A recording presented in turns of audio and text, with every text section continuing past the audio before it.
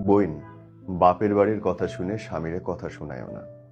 মা বলল, বাপ বলল, ভাই বলল, আর অমনি গিয়া তুমি তোমার স্বামীরে গিয়া গালাগালি শুরু করলা, খারাপ কথা বলাইলা, খোঁটা দিলা। বোন রে, তোমার যদি হাজবেন্ড না থাকে, তোমার ওই মা, তোমার ওই বাপ, তোমার ওই ভাই কেউ তোমার দেখবে না। তোমার যদি হাজবেন্ড না থাকে, মাথার উপরে ছাদটা না থাকে, আজকে যারা তোমার নিয়ে অনেক গর্ব করতেছে, বড় বড় কথা শুনাইতেছে, তোমার মাথাটা বিগড়াই দিতেছে, তারা একবেলা ভাত দিতে কুণ্ঠা বোধ করবে। তোমার দায়িত্ব নিয়ে তো দূরের কথা, তোমার সঙ্গে যোগাযোগটা পর্যন্ত রাখবে না। তোমার স্বামীর প্রতি তোমার অনেক অভিযোগ থাকতে পারে, অভিমান থাকতে পারে, কিন্তু বিশ্বাস করো, ওই স্বামী তোমার সম্মানের গলার মালা, কাঁটা না। তুমি যদি তারে কাঁটা ভেবে অপমান করো এবং তোমার মা বাপের কথা শুনে, তোমার বাপের বাড়ির কথা শুনে, বিশ্বাস করো, তুমি একুল লোকুল সব হারাবে। দেখবা, যাদের জন্য তুমি লাফাইতেছো সেই মানুষগুলো সবচেয়ে আগে পিছ টান দেবে।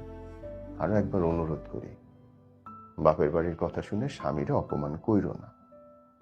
এই স্বামী তোমার জন্য আশীর্বাদ।